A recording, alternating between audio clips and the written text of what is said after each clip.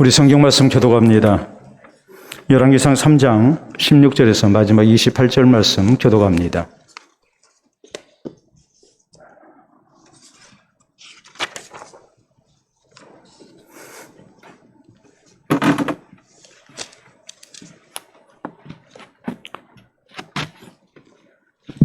(16절에서 28절) 말씀 마지막 절까지 교독합니다. 그때의 창기 두 여자가 왕에게 와서 그 앞에 서며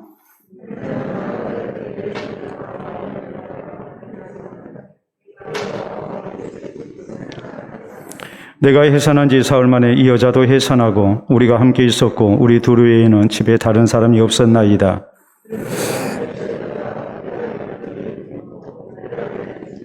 그가 밤중에 일어나서 이 여종 내가 잠든 사이에 내 아들을 내 곁에서 가져다가 자기의 품에 누이고 자기의 죽은 아들을 내 품에 뉘었나이다.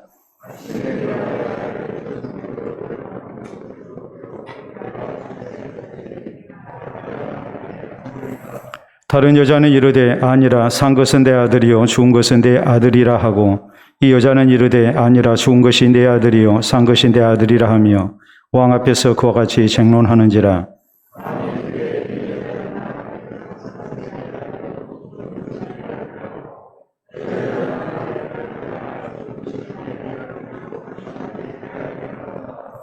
또 이르되 칼을 내게로 가져오라 하니 칼을 왕 앞으로 가져온지라.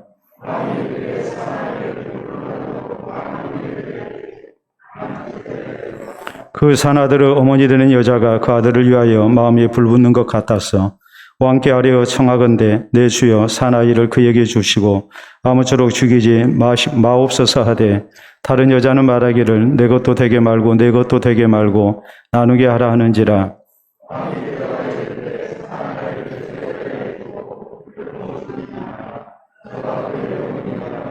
온 이스라엘이 왕이 심리하여 판결함을 듣고 왕을 두려워하였으니 이는 하나님의 지혜가 그의 속에 있어 판결함을 봄이더라. 아멘. 기도하고 말씀 받도록 합니다.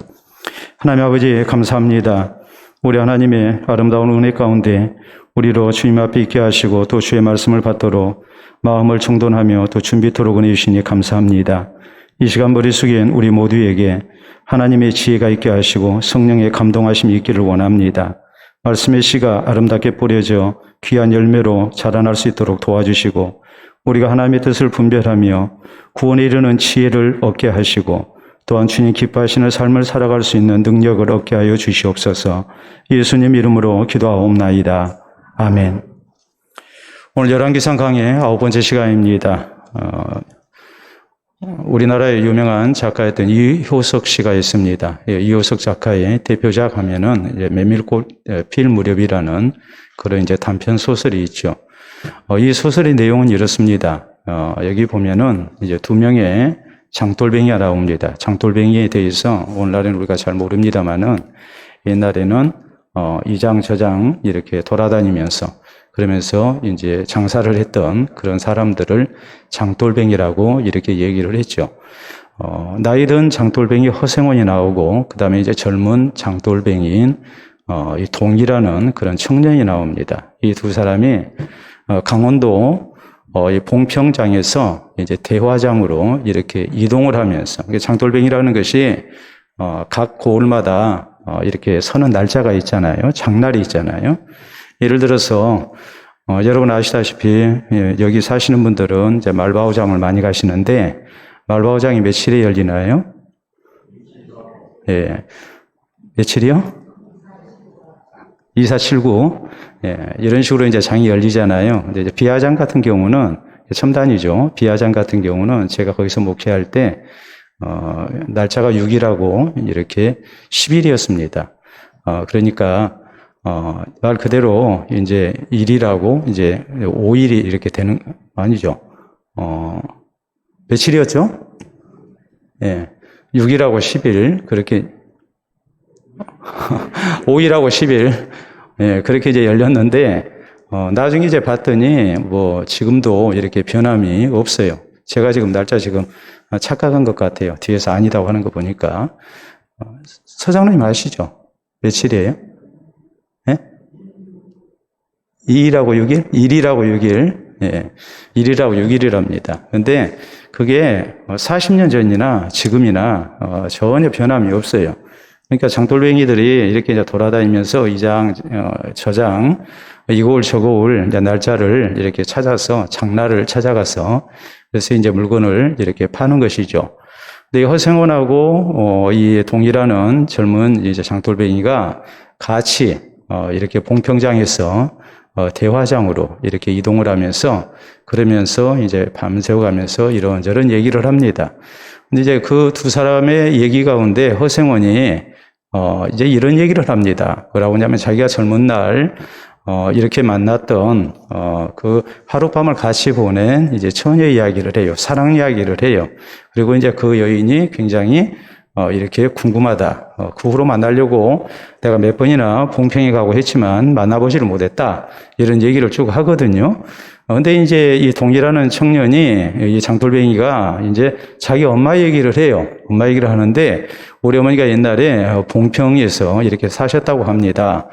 그런데 이렇게 아이를 하나 갖게 됐는데 친정에서도 쫓겨나고 이렇게 지금 제천에 사시는데 그 봉평 오신답니다. 그래서 하니까 이 허생원이 가만히 생각하니까 이 동이가 꼭 자기 아들일 것만 같아요. 그런데 이제 그 확신을 어디 썼냐면 이 동이가 이 채찍을 그러니까 나귀를 이렇게 이제 부리기 위해서 채찍을 들었는데 왼손잡이인 거예요.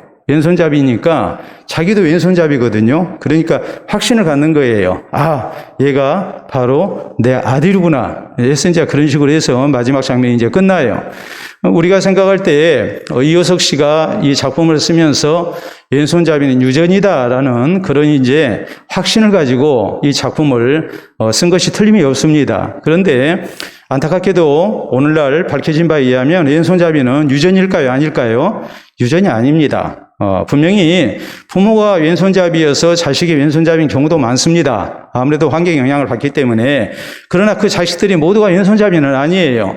다시 말하자면은 부모가 오른손잡이인데 왼잡이도 얼마든지 자식이 생길 수 있는 것이고 또 그 반대인 경우도 얼마든지 있을 수가 있는 것이죠. 그렇기 때문에 오늘날에는 이 왼손잡이가 유전이다라는 그런 주장은 설득력을 잃었습니다.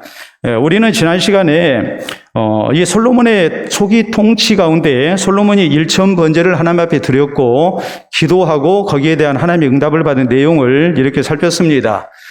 우리가 어떤 기도를 드려야 하나님께서 응답을 하시는가라는 그런 내용이었죠. 겸손한 모습으로 기도했습니다. 또 일천 번제를 드렸기 때문에 모든 정성을 다해서 간절한 마음으로 인내하며 이렇게 하나님 앞에 기도했습니다. 무엇보다도 하나님의 뜻에 맞는 기도를 드렸을 때에 하나님의 아름다운 응답이 나타났습니다. 오늘 성경 말씀은 솔로몬이 이런 하나님의 아름다운 지혜를 얻고 그가 어떤 재판을 하고 있는가라는 것을 우리에게 상징적으로 보여주는 이 재판의 내용을 우리에게 전하고 있어요. 그 재판의 내용은 뭐냐면 친자 확인 소송이에요. 오늘날에는 뭐 왼손잡이니까 이건 틀림없이 이 사람 아들이다, 자식이다 그렇게 얘기하지 않아요. 그건 통하지 않는 얘기예요. 오늘날에는 유전자 기법이 발달됐기 때문에 그것으로 인해서 얼마든지 친자 확인을 할 수가 있죠. 그래서 친자 확인 소송이라는 게 있어가지고 거기에서는 DNA 유전자를 이렇게 검사를 해가지고 친자인지 아닌지 이렇게 구분을 하거든요. 근데 이것이 오늘날에는 가능한 얘기지만 아까도 말씀을 드렸지만 이미 지금부터 100년도 안 된 시대에 그때만 하더라도 왼손잡이는 유전이라고 생각을 했거든요. 그러니까 친자 확인이라는 것이 얼마나 힘들겠는가라는 것을 우리가 충분히 짐작할 수 있어요. 근데 솔로몬은 뭐 이렇게 유전자 검사를 해가지고 친자를 확인한 것도 아니고 그는 하나님이 주신 지혜를 통해서 누가 친모인지 이걸 정확하게 밝혔다라는 것이 오늘 본문에 있는 내용이고 아울러서 하나님이 주신 지혜가 얼마나 솔로몬에게 이 백성들을 바르게 이렇게 이끌어가는데 큰 도움이 됐는가, 능력이 됐는가라는 것을 상징적으로 보여주고 있는 것입니다. 그렇다면은 우리 역시 마찬가지죠. 세상에 여러 가지 일이 많고 또 우리의 부족함을 느낄 수밖에 없는 그런 형편 속에서 우리가 어떤 신앙 자세로 살아야 할까? 그래서 참으로 우리가 만나는 많은 인생의 문제들 속에서 우리가 바른 길을 찾아 나갈 수가 있을까? 이것이 오늘 성경 말씀을 통해서 우리가 살펴야 할 아주 중요한 내용들이에요. 자, 그래서 먼저 오늘 성경 말씀은 우리에게 솔로몬이 하나님이 주신 지혜 때문에 바른 재판을 할 수 있었다라는 것을 아주 중점적으로 강조를 하고 있어요. 자, 거기 23절에 있는 말씀을 보면 이런 말씀이 나오죠. 왕이 이르되 이 여자는 말하기를 산 것은 내 아들이요 죽은 것은 내 아들이라 하고 저 여자는 말하기를 아니라 죽은 것이 내 아들이요 산 것이 내 아들이라 하는도다 하고 또 이르되 칼을 내게로 가져오라 하니 칼을 왕 앞으로 가져온지라 왕이 이르되 산 아이를 둘로 나누어 반은 이 여자에게 주고 반은 저 여자에게 주라. 그 산 아들의 어머니 되는 여자가 그 아들을 위하여 마음이 불붙는 것 같아서 왕께 아뢰어 청하건대 내 주여 산 아이를 그에게 주시고 아무쪼록 죽이지 마옵소서 하되 다른 여자는 말하기를 내 것도 되게 말고 내 것도 되게 말고 나누게 하라 하는지라. 왕이 대답하여 이르되 산 아이를 저 여자에게 주라. 저가 그의 어머니라 하매. 자, 28절 말씀이 아주 중요하게 이렇게 선포가 되죠. 온 이스라엘이 왕이 심리하여 판결함을 듣고 왕을 두려워하였으니 이는 하나님의 지혜가 그의 속에 있어 판결함을 봄이더라 라고 말씀을 합니다. 지금 한 아이를 놔두고 산 아이를 두고 서로 자기 아이라고 지금 주장하는 그런 상황이에요. 앞에 우리가 시작됐던 16절 이하의 말씀은 우리가 다 기억을 하고 있죠. 두 여자가 이렇게 사흘 간격으로 해산을 하고 아이 젖을 먹이는데 한 여자가 저녁에 잠자다가 실수로 아이를 이렇게 실식사 시킨 겁니다. 그래서 상대방 여자가 자고 있는 것을 보고 아이를 바꿔치기를 한 거예요. 아침에 일어나서 보니까 아이가 죽어 있어요. 자세히 보니까 내 아이가 아니에요. 그래서 지금 살아있는 아이, 저 아이 좀 다른 여자 품에 있는 아이가 내 아이란 말이에요. 그래서 이제 이로 인해서 시비가 붙었고 이걸 가지고 지금 왕 앞에 가지고 와서 해결해 달라고 한 거거든요. 그러면 지금 솔로몬이 이 문제를 해결해 나가는데 솔로몬이 무엇을 가지고 해결을 했느냐? 성경은 말씀하시기를 백성들이 모두가 다 느끼기에 솔로몬 속에 뭐가 있었다는 거예요? 하나님의 지혜가 있구나. 이것을 모두가 느낄 수밖에 없을 정도의 그런 놀라운 지혜를 가지고 이 송사를 판결을 했다. 정확하게 판결을 했다. 이것이 오늘 성경이 우리에게 전하는 내용이거든요. 그래서 우리에게 궁극적으로 말씀하시는 것이 뭐겠습니까? 하나님이 함께 하시는 사람, 하나님께서 사랑하시고 붙드시는 이것이 얼마나 우리에게 소중한 은혜고 필요한 은혜인가라는 것을 우리에게 강조하는 거예요. 우리가 세상을 살아가는데 내 힘으로 살아갈 수 있습니다. 내 능력으로, 내 경험으로, 또 다른 사람 의지해서 우리가 얼마든지 살아갈 수 있습니다. 그러나 그것만 가지고는 풀 수 없는 인생의 문제라는 것이 참 많거든요. 여러분 그렇잖아요. 사람이 돈으로도 안 되는 문제가 세상에 얼마나 많습니까? 내 능력으로 또 다른 사람의 도움으로 안 되는 일이 세상에 얼마나 많습니까? 그러면은 이런 문제를 만났을 때에 우리에게 결정적으로 필요한 것이 무엇인가? 그것은 하나님의 은혜라는 사실을 지금 말씀을 하고 있는 거예요. 사실 신자 확인 소송에 대해서 어느 누구도 이 문제를 해결할 수가 없었어요. 서로 자기 자식이라고 주장하니까. 더구나 이 아이들이 지금 사흘 간격으로 태어난 아이들입니다. 그렇기 때문에 구분하기가 쉽지가 않았겠죠. 이런 상황 속에서 지금 솔로몬은 이것을 명쾌하게 해결을 하는 거예요. 그런데 이것에 대해서 성경이 말씀하시기를 솔로몬이 굉장히 지혜로운 사람이었다. 혹은 솔로몬이 굉장히 경륜이 깊은 사람이었다. 혹은 눈치가 빠른 사람이었다. 이런 식으로 말씀하지 않아요. 성경은 뭐라고 말씀하시는가? 신하들과 백성들이 볼 때에 솔로몬 속에는 하나님의 지혜가 있다라고 인정할 수밖에 없는 사람의 지혜로는 풀 수 없는 문제를 솔로몬이 하나님이 함께 하시고 붙드시는 은혜 속에서 이 문제를 해결했다라고 이렇게 증거를 하고 있는 겁니다. 그렇기 때문에 우리 성도는 이 사실을 명심을 해야 해요. 우리가 세상을 사는데 내게 얼마나 하나님의 은혜가 필요할 것인가? 또 하나님의 은혜가 내게 있다면 이것이 얼마나 복된 일인가? 이것을 생각하면서 우리가 하나님의 은혜를 사모하고 하나님을 의지하는 성도가 되어야 한단 말이에요. 여러분 창세기 26장에 그런 내용이 나와요.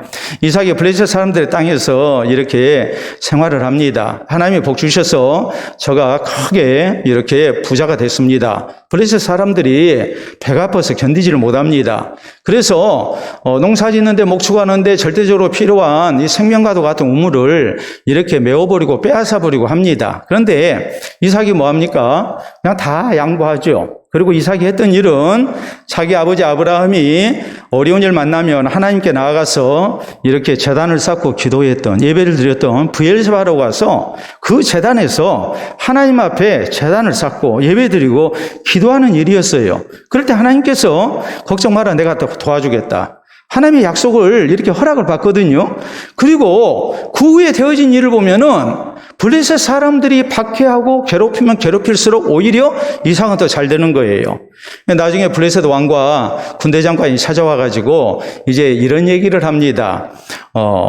여호와께서 너와 함께 하심을 우리가 분명히 보았다. 너는 여호와께 복을 받은 사람이다 하면서 먼저 와서 화친조약을 맺자고 이렇게 제안을 합니다. 먼저 고개 숙이고 들어온 거예요. 항복한 거예요. 저 사람 건들면 안 되겠구나. 저 사람에게는 누가 함께하고 있어요? 하나님이 함께하고 있다는 것을 알았어요. 여러분, 요셉도 그랬고 다니엘도 그랬어요.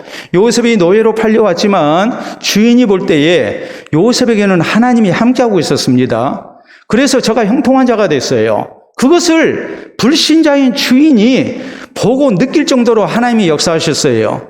결국 요셉이 애굽의 총리가 되지 않습니까? 또 다니엘 같은 경우는 하나님의 영이 속에 있는 사람이라고 이방 왕이 인정할 정도로 아주 분명하게 하나님의 역사가 나타났거든요. 우리 예수님께서는 요한복음 15장의 포도나무와 가지 비유를 통해서 우리에게 말씀하십니다. 나는 포도나무에 너희는 가지니 하면서 너희가 나를 떠나서는 아무것도 할 수 없다. 그러나 너희가 내 안에 거하면 열매를 맺을 수가 있다. 주님을 의지하고 주님 안에서 사는 것이 주의 제자들에게 얼마나 중요한 부분인가라는 것을 주님은 강조를 하셨습니다. 그러니까 우리 성도는 참 우리가 세상을 살다 보면 여러 가지 인생의 문제를 만날 수 있고 또 불가항력적인 그런 상황에 우리가 빠질 수도 있는데 이때마다 우리가 찾고 의지해야 할 대상은 누군가 했을 때에 하나님이신 것을 우리가 잊지 말아야 해요. 하나님 은혜로 살고자 하는 그런 성도가 돼야 한다는 말이에요. 하나님 없이 살아서 실패하는 그런 사람이 아니라 나는 부족하지만 하나님 의지하고 살아서 하나님의 은혜로 승리하는 그런 성도가 되어야 됩니다. 자, 여러분에게 재밌는 사진 하나 보여드리도록 합니다. 여러분 사진을 보시게 되면 자, 말이 강을 건넙니다. 그런데 그 위에 누가 타고 있어요? 개 한 마리가 타고 있잖아요. 저 개가 자기 힘으로 강을 건너려면 상당히 힘들 거예요. 그리고 또 빠져 죽을 수도 있어요. 그런데 든든한 말 위에 올라타고 가니까 전혀 걱정할 일이 없잖아요. 여러분, 우리가 사는 세상이 꼭 저 모습이 될 수 있거든요. 우리가 살아가는 세상이 얼마나 힘들고 어려운 일이 많습니까? 우리는 살다 보면 내 힘으로 안 되는, 내가 어떤 방법으로 해도 안 되는 그런 불가항력적인 그런 상황 속에 우리가 빠질 때가 있거든요. 인생이 큰 문제로 우리가 고민을 하고 힘들어할 때가 분명히 있어요. 그때마다 우리가 고백해야 할 것은 내게 필요한 것은 하나님 은혜라는 것을 알아야 해요. 하나님을 의지하고 하나님의 은혜로 살고자 하는 성도가 돼야 돼요. 그래서 솔로몬처럼 아무도 풀지 못한 문제를 하나님의 지혜로 풀고 하나님의 도우심으로 풀 줄 아는 그런 성도가 돼야 됩니다. 그렇기 때문에 우리는 이 신앙을 고백하면서 겸손히 하나님 의지하고 또 하나님의 은혜를 사모하면서 또 하나님을 찾는 가운데 이 은혜를 구해서 우리가 내 능력으로 사는 것이 아니라 내 지혜로 사는 것이 아니라 내 안에 하나님의 지혜가 있고 나와 함께 하시는 하나님의 도움으로 살아갈 줄 아는 그런 성도가 될 수 있기를 바랍니다.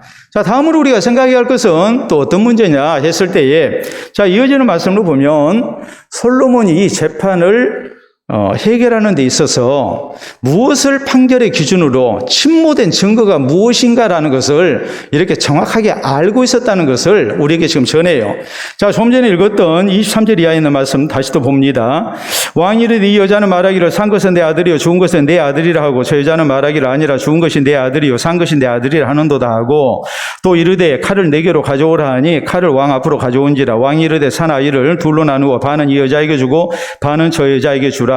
그 산 아들의 어머니 된 여자가 그 아들을 위하여 마음에 불붙는 것 같아서 왕께 아뢰어 청하건대 내 주여 산 아이를 그에게 주시고 아무쪼록 죽이지 마옵소서 하되 다른 여자는 말하기를 내 것도 되게 말고 내 것도 되게 말고 나누게 하라 하는지라. 왕이 대답하여 이르되 산 아이를 저 여자에게 주고 결코 죽이지 말라. 저가 그의 어머니니라 하매라고 했어요. 자, 정확하게 지금 판결을 지금 하고 있는 것이죠.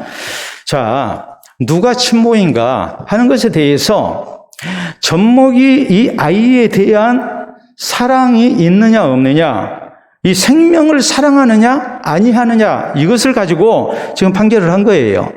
진짜 엄마는 뭐 하겠습니까? 아니, 칼을 가지고 아이를 두 토막 내서 서로 나눠 가지라는데 그것이 진짜 엄마한테는 해당되는 일이겠습니까? 가짜 엄마한테는 이 아이의 죽음이라는 것이 나와 아무 상관이 없어요. 그러니까 그렇게 해달라고 요구를 하잖아요.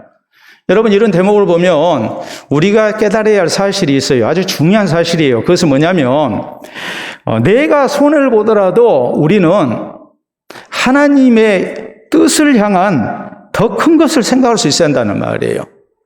여러분, 그렇잖아요. 세상에 보면 장사하는 사람들도 더 큰 이익을 위해서 조그만 손해를 감수를 합니다. 당연히 그렇게 하죠.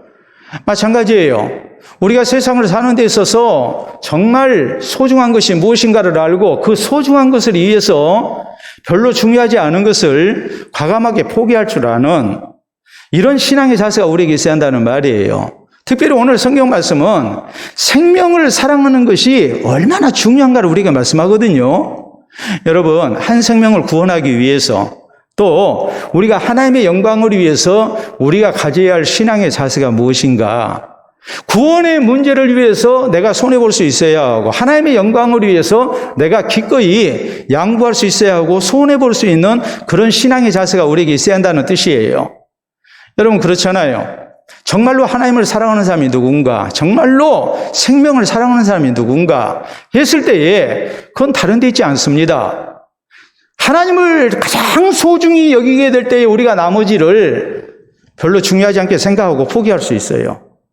그런데 하나님을 믿는다면서 하나님 영광을 위해서 산다면서 내 조그만 이익 때문에 그것을 포기를 못한다면 그건 하나님 영광을 위해서 산 사람의 모습이 아니죠.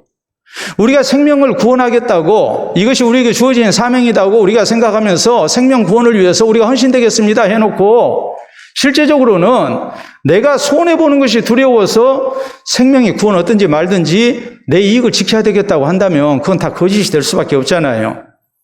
여러분, 우리가 성경에 나타난 사례를 통해서 우리 자신을 이렇게 비교를 해봐야 합니다. 우리가 창세기 13장에 보면 아브라함이 하나님의 부르심을 받을 때 조카 롯을 데리고 나왔어요.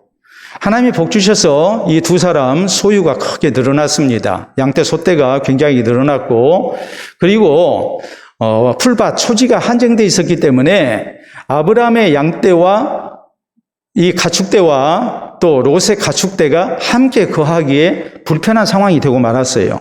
거기에다가 그 땅에 살고 있는 원주민들도 있었거든요. 그래서 결국은 무슨 문제가 생깁니까? 아브라함의 목자와 롯의 목자 사이에 서로 다툼이 일어나요. 자기들이 기르는 가축대에 먼저 좋은 풀 먹이려고 했을 것이고 또 먼저 물 먹이려고 했을 것이고 한정된 자원인데 그것을 먼저 차지하려고 하다 보니까 이제 같이 기거한다는 것이 불편한 일이 되고 말았어요. 이런 상황 속에서 아브라함이 조카를 부릅니다. 롯에게 얘기합니다. 우리 소유가 너나 나나 소유가 많아가지고 함께 기거하기가 곤란하게 됐다.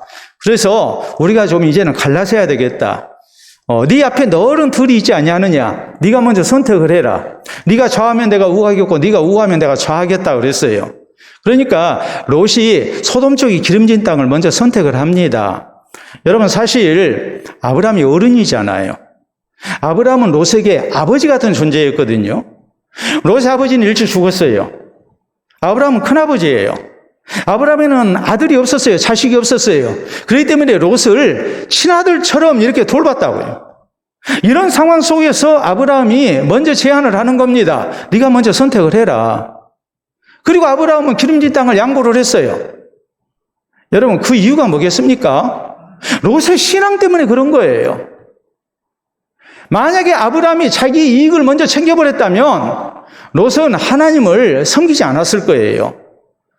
아주 영영 갈라서고 말았을 거예요. 그러니까 하나님의 영광을 위해서, 그리고 조카의 구원 문제를 위해서 아브라함은 자기가 손해를 보는 겁니다. 우리가 고린도서 6장에도 역시 비슷한 내용이 나와요. 당시 고린도 교회 내에 성도들 가운데 소송 문제가 걸립니다. 서로 자기의 이익을 지키기 위해서 세상 법정에 호소하는 거예요. 그래서 재판을 하는 거예요, 성도끼리. 그러니까 사도 바울이 이것을 아주 무섭게 책망을 하죠. 교회 안에 너희의 문제를 시비를 가릴 사람이 그토록 없더냐? 교회 지도자가 없냐? 너희가 어떻게 이것을 세상 법정으로 끌고 가느냐? 세상 사람들이 교회에 대해서 뭐라고 생각을 하겠느냐? 하나님에 대해서 뭐라고 생각하겠느냐? 그리스도인이 뭐 사랑 찾고 용서 찾고 뭐 섬김을 찾고 하는데 하는 짓을 보면은 그게 아니라고 하지 않겠느냐 이 말이에요. 차라리 내가 손해보는 것이 낫고 내가 불의를 당하는 것이 낫지 않냐? 어찌 너희가 하나님의 영광을 생각지 아니하고 교회를 생각하지 아니하고 그런 일을 할 수가 있느냐? 이런 내용의 책망을 아주 강하게 합니다. 하나님의 영광을 위해서, 또 성도의 구원을 위해서, 교회 화평을 위해서 차라리 내가 손해보는 길을 택해야 하지 않느냐. 이게 신앙이라고 말씀을 해요. 사도 바울 자신이 구원의 문제를 위해서, 하나님의 영광을 위해서 자기의 권익을 스스로 먼저 포기했다고 이렇게 말을 합니다. 우상에 드려진 제물을 먹는데 대개 다 고기죠. 당시 고린도에서는 우상에게 이렇게 먼저 신전에서 희생 제물을 드리고 난 다음에 그것을 시장에 내다 팔았거든요. 그러니까 적어도 고기는 다 우상에 드려진 제물들이에요. 자, 우상에 드려진 제물 먹어야 하느냐 말아야 하느냐, 우리가 제사 음식 먹어야 하느냐 말아야 하느냐, 이런 고민에 빠질 때가 있지 않습니까? 여기에 대해서 사도 바울은 이렇게 말합니다. 하나님이 주신 모든 음식은 우리가 감사함으로 먹으면 버릴 것이 없다. 먹어도 아무 상관이 없다.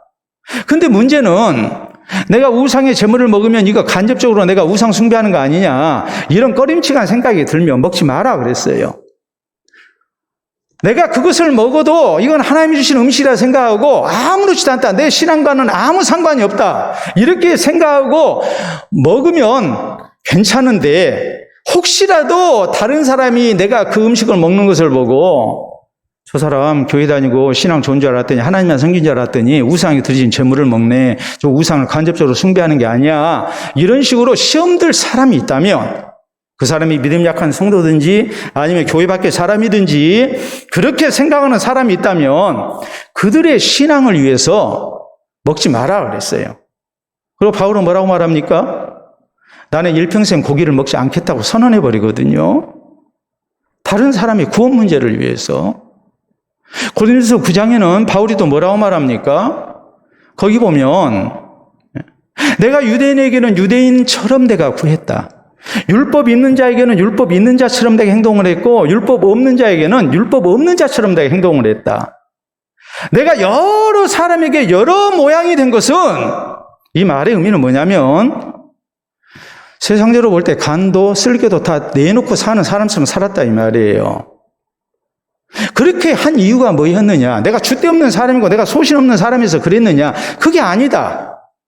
내가 아무쪼록 한 생명이라도 몇 사람이라도 구원하기 위해서 내가 그런 것이다 그랬거든요.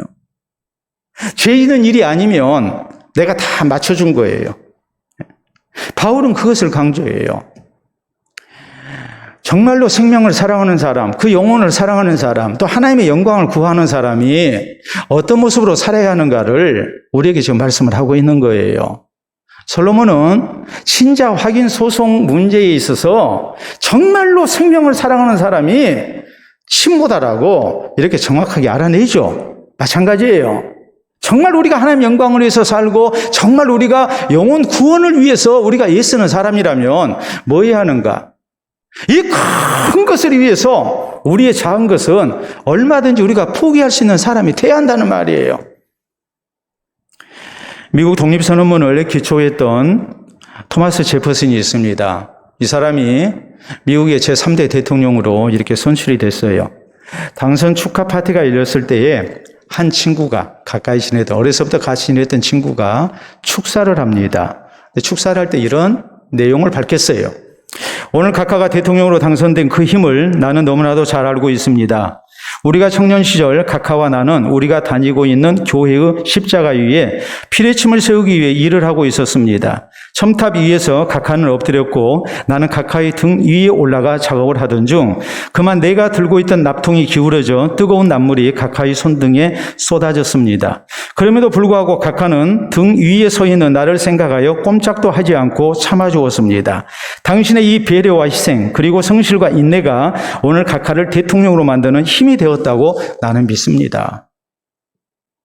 얼마나 아름다운 모습입니까?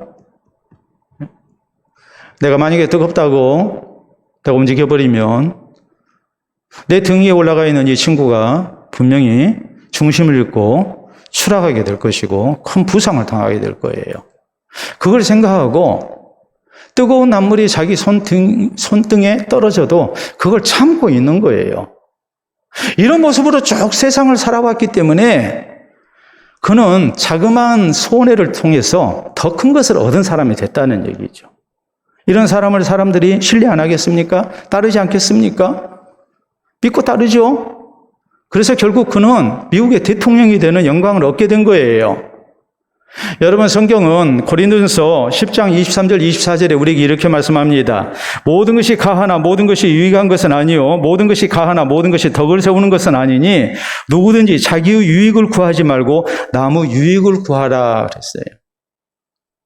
내가 양보하더라도 내가 손해보더라도 우리 성도는 영혼 구원이 더 중요하다는 것 알아야 하고 하나님의 영광이 더 중요하다는 것을 알아야 해요. 그리고 내가 손해볼 수 있어야 하고 내가 양보할 수 있어야 해요.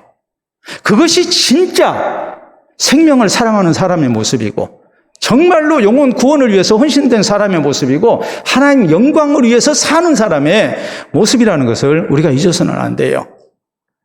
우리에게 다툼이 왜 있겠습니까? 왜 그리스도인이 화목하지 못할까요? 왜 그리스도인이 세상 가운데서 이렇게 인정을 받지 못할까요? 다른 게 아닙니다. 소탐 대실 때문에 그렇습니다. 작은 것을 탐하다가 큰 것을 잃어버리는 거예요. 정말 내가 그 영혼을 사랑해서 내가 기꺼이 양보하고 손해본다면 우리는 영혼을 얻을 수 있습니다. 하나님의 영광을 위해서 우리가 기꺼이 양보하고 손해보고 섬길 수 있다면 교회는 하나님의 영광을 나타내는 아주 귀한 모습으로 쓰임을 받게 됩니다. 우리가 이 사실을 기억하고 정말로 우리는 하나님의 영광을 위한 사람들 그리고 생명을 구원하는 데 귀하게 헌신된 사람의 모습으로 우리가 생명을 사랑하면서 나의 조그만 이익을 기꺼이 포기하고 양보하고 또 섬기면서 살아가는 이런 모습을 우리가 지켜나갈 수 있기를 바랍니다. 자, 세 번째 우리가 또 하나 살필 내용은 이 소송 당사자의 신분에 대해서 우리가 좀 생각을 해봐야 해요. 자, 오늘 1절 말씀에 보면 16절에 보면 그때에 창기 두 여자가 왕에게 와서 그 앞에 서며 한 여자는 말하되 내 주여 나와 이 여자가 한 집에서 사는데 내가 그와 함께 집에 있으며 해산하였더니 해서 이제 문제가 생겨서 이렇게 말을 하죠. 여러분, 이 지금 소송 당사자는 신분이 뭡니까? 그냥 평범한 여인이 아니에요. 창기예요, 창기. 그러면은 이런 사람들은 사회에서 인정받지 못한 사람들이고 멸시의 대상이거든요. 근데 이런 비천한 신분의 사람들임에도 불구하고 솔로몬 왕이 직접 이 소송을 판결을 했다는 것이 대단히 중요해요. 이것은 두 가지 중요한 사실을 우리에게 알리고 있습니다. 첫째는 이 재판이 어느 누구도 풀 수 없는 참 난해한 재판이었다는 것을 먼저 얘기를 해요. 그러니까 이 재판이 누구한테까지 올라온 거예요? 솔로몬 왕한테까지 올라온 거예요. 이스라엘에서 일어난 모든 문제를 솔로몬 왕이 판결했겠습니까? 그건 절대 아니죠. 우리가 출애굽기 18장에 보면 그런 내용이 나오지 않습니까? 모세 시대에 이미 모세는 장인 이드로의 권면을 받아들여서 모든 재판을 혼자 할 수 없다는 것을 알았어요. 그것은 나도 피곤하고 백성들도 피곤한 일이라는 것을 알았어요. 그렇기 때문에 정말로 하나님을 경외하고 백성들한테 신뢰받는 사람들, 이런 사람들 중간 관리자로 세워가지고 백성들 사이에 소송이 일어나면 그들이 해결하게 하죠. 저 아래서부터 문제를 해결을 하고 안 되는 것은 점점 상급심으로 올라가가지고 나중에 제일로 어려운 문제만 모세가 맡아서 이렇게 재판을 하지 않았습니까? 오늘날의 재판과 역시 같은 겁니다. 삼심제를 하는 것과 똑같은 거예요. 지방법원에서 안 되면 어디로 올라갑니까? 고등법원으로 올라가죠. 또 고등법원 안 되면 대법원으로 올라가죠. 그래서 시시비비를 가리는 거 아니겠습니까? 그래가지고도 아니다 싶으면 헌법재판소에 또 이렇게 그 문제를 가지고 가죠. 그래서 혹시라도 법리 해석이 잘못됐는가 이런 것에 대해서 그래서 헌법에 비춰서 모든 것을 살피지 않습니까? 근데 지금 두 여자가 신자 확인 소송을 위해서 지금 재판을 지금 이렇게 받게 됐는데 이 재판을 처음부터 솔로몬 왕이 했다고는 볼 수가 없거든요. 저 하급심에서부터 재판을 하려고 했지만은 이것이 도저히 풀 수 없는 난해한 문제가 되노니까 결국은 누가 맡게 된 거예요? 솔로몬 왕한테까지 가지고 온 거예요. 근데 솔로몬 왕이 이 문제를 깨끗이 해결을 하죠. 하나님의 지혜로. 중요한 것은 다음에 이것은 무엇을 의미하느냐 했을 때에 창기 신분에 비천한 사람의 문제도 솔로몬 왕이 지금 맡아서 해결을 했다는 것은 무엇을 의미합니까? 솔로몬 왕이 자기 능력으로 푼 게 아니에요. 자기 지혜로 푼 게 아니에요. 성경은 누구의 지혜로 풀었다고 말씀합니까? 하나님의 지혜로 풀었다고 그러거든요. 이 말씀이 결국 말씀하는 게 뭐겠어요? 우리 인생의 모든 문제에 대해서 하나님은 은혜 베풀기를 기뻐하신다는 말이고 하나님의 은혜는 차별이 없다는 것을 말씀하는 거예요. 이스라엘의 왕쯤 되는 이 솔로몬이 말이에요.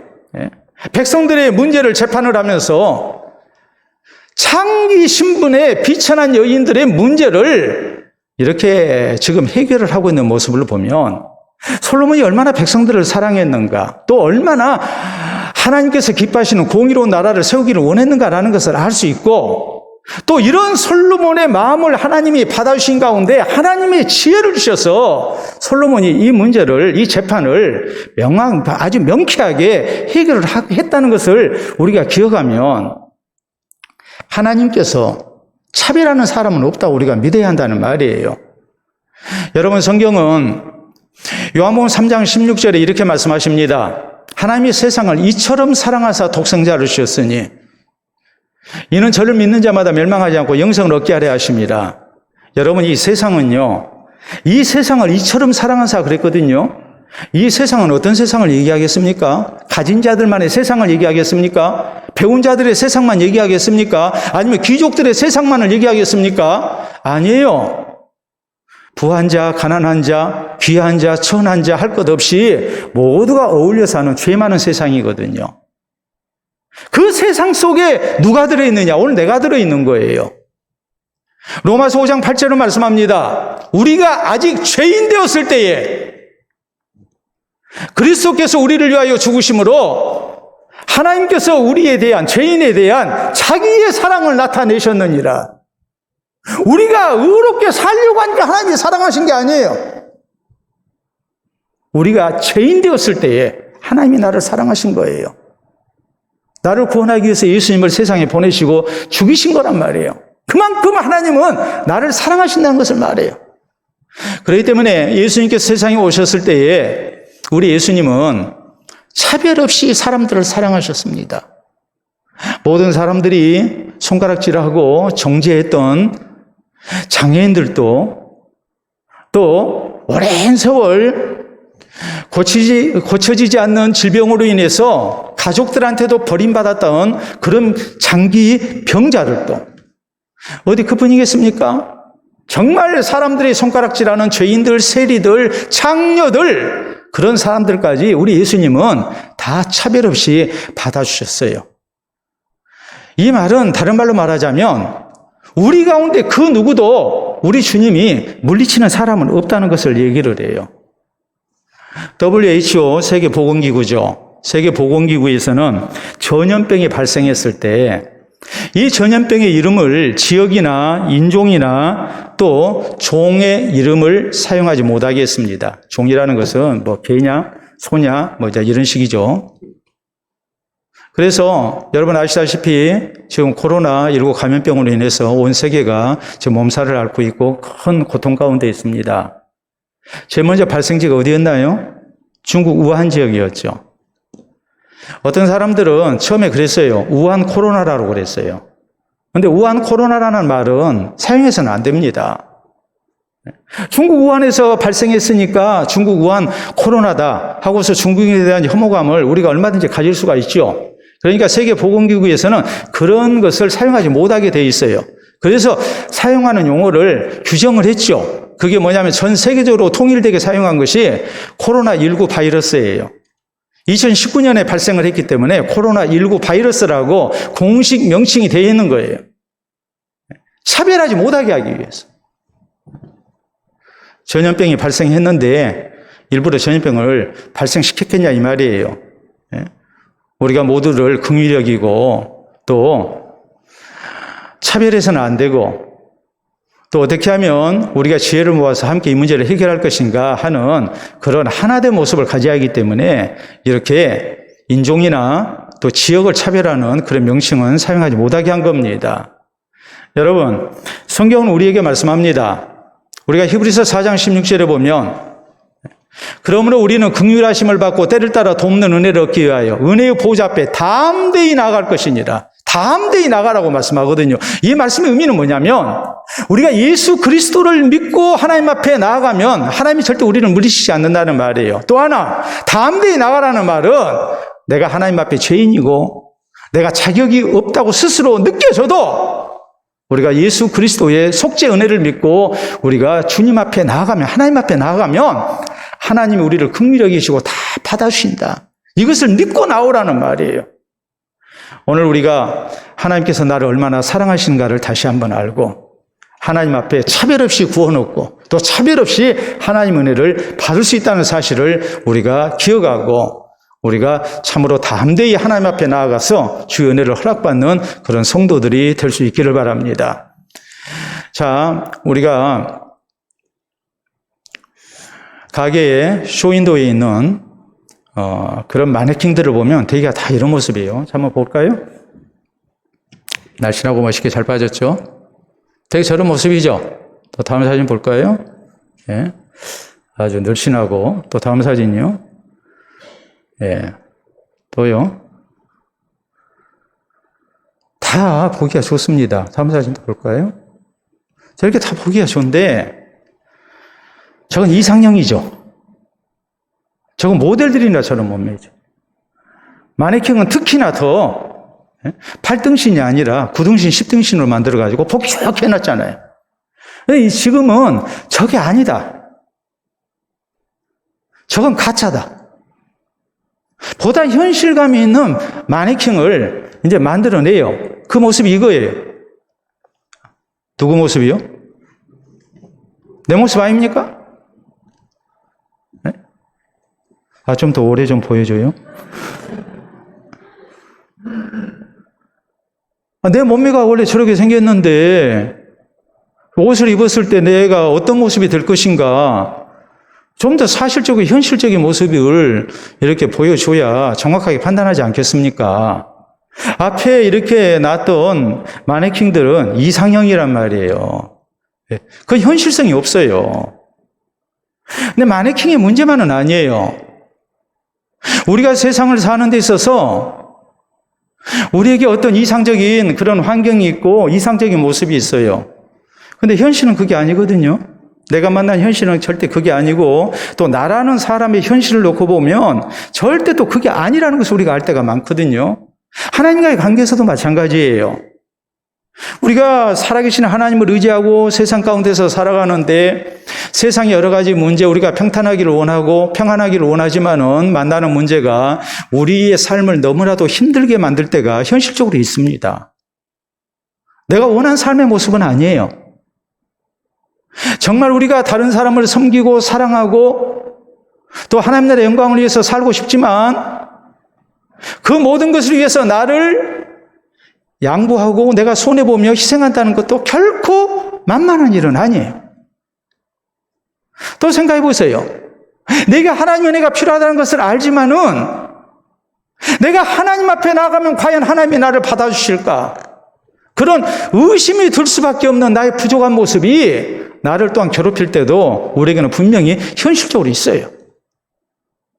그래서 하나님 앞에 기도를 못하는 겁니다. 하나님의 은혜를 구하지를 못하는 겁니다. 그러나 오늘 성경 말씀은 이 솔로몬의 친자 확인 소송을 통해서 우리에게 분명한 사실을 강조해요. 우리가 만난 현실이 아무리 버겁고 힘들다 할지라도 우리에게 하나님의 은혜가 있다면은 그 어떤 문제라도 우리가 다 헤쳐나갈 수 있다는 것을 분명하게 말씀합니다. 살아계신 하나님 의지하는 가운데 우리가 하나님 영광을 위해서 또 귀한 영혼 구원을 위해서 우리 자신을 낮추고 우리가 손해보며 양보하면서 살아간다면 분명히 하나님의 놀라운 구원의 역사가 있을 것도 우리에게 말씀하십니다. 이런 은혜가 어느 누구에게든지 차별 없이 나에게도 주어진다는 것을 오늘 성경은 우리에게 가르치고 있는 거예요. 우리가 만나는 세상이 결코 만만치는 않지만 또 우리가 부딪히는 많은 인생의 문제가 있지만 우리는 그때마다 하나님의 은혜를 생각해야 합니다. 하나님을 찾고 하나님을 의지하는 가운데 우리가 주의 은혜를 구한다면 우리가 귀한 영혼을 구원하고 하나님 영광을 위해서 살기를 원하며 우리가 주님 앞에 나아간다면 우리 주님은 분명히 솔로몬에게 함께 하셨듯이 우리에게도 함께 하실 것이고 우리를 통해서 하나님의 놀라운 은혜가 나타나게 하시는 그런 놀라운 역사를 분명히 허락하실 것입니다. 이 믿음 가지고 우리가 주님을 찾고 또 주의 은혜로 승리하며 나아가는 또 주의 영광을 나타내는 우리 모든 성도들이 될 수 있기를 바랍니다. 우리 함께 기도합니다. 오늘 내가 만난 현실 힘들고 어렵지만 주님이 함께 하신다면 얼마든지 우리가 감당할 수 있음을 우리는 믿어야 합니다. 귀한 생명을 구원하는 일과 또한 하나님의 영광을 위해서 우리가 주의 은혜 구할 때 주님은 분명히 우리와 함께 하심도 우리는 믿어야 합니다. 나를 받아주시고 또 사랑하시는 하나님 우리가 믿으면서 담대함으로 주님을 찾겠노라고 우리 함께 기도합시다.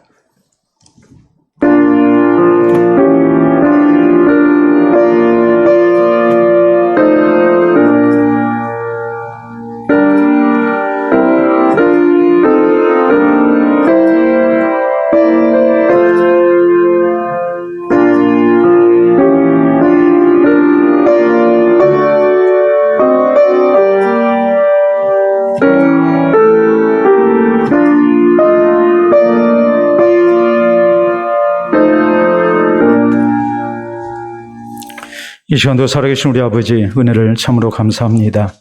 주의 사랑하는 자녀들로 우리를 인치시고 불러주시고 또 우리를 사랑하시는 하나님의 말씀을 다시 한번 듣게 해주시니 참으로 감사합니다. 우리가 만난 세상이 힘들고 어려워도 우리를 돕기를 원하시고 또 우리를 사랑하시며 우리에게 은혜 베풀기를 원하시는 하나님이 계심을 우리가 다시 한번 확인받고 더욱더 위로를 받으며 샘을 얻을 수 있기를 원합니다. 살아계신 하나님, 우리가 간절히 사모하며 모든 문제 속에 하나님의 은혜를 구하게 하여 주셔서 우리 하나님께서 함께 하시고 또한 선한 길을 인도하시는 아름다운 증거들을 우리가 얻게 하여 주시옵소서. 우리를 사랑하시는 주님 앞에 담대한 믿음으로 나아가게 하시고 우리가 귀한 영혼들을 사랑하며 또 하나님의 영광을 위하여 우리 자신을 낮추며 또한 주의 은혜를 구할 때마다 하나님께서 함께 하시는 은혜가 또한 있게 하여 주셔서 우리 하나님의 영광을 드러내는 또 생명을 구원하는 선한 도구로 우리가 쓰임받을 수 있도록 도우시고 우리 하나님께서 기뻐 사용하시는 하나님의 사람들이 다 되게 하여 주시옵소서. 오늘도 살아오는 성도들의 인생의 여러 문제 속에 우리 하나님께서 저희의 마음의 고통과 근심되는 것들을 다 헤아려 주시고 하나님 앞에 모든 것을 맡겨드릴 때 또 주께서 선한 길로 인도해 주시는 응답을 허락해 주실 줄을 믿습니다. 이 주님께 모든 것 맡겨드리고 우리가 평안한 발걸음으로 돌아가게 하시고 또 세상을 향하여 우리가 담대히 힘차게 나아가는 우리 성도들 다 되게 하여 주시옵소서. 예수님 이름으로 기도하옵나이다. 아멘.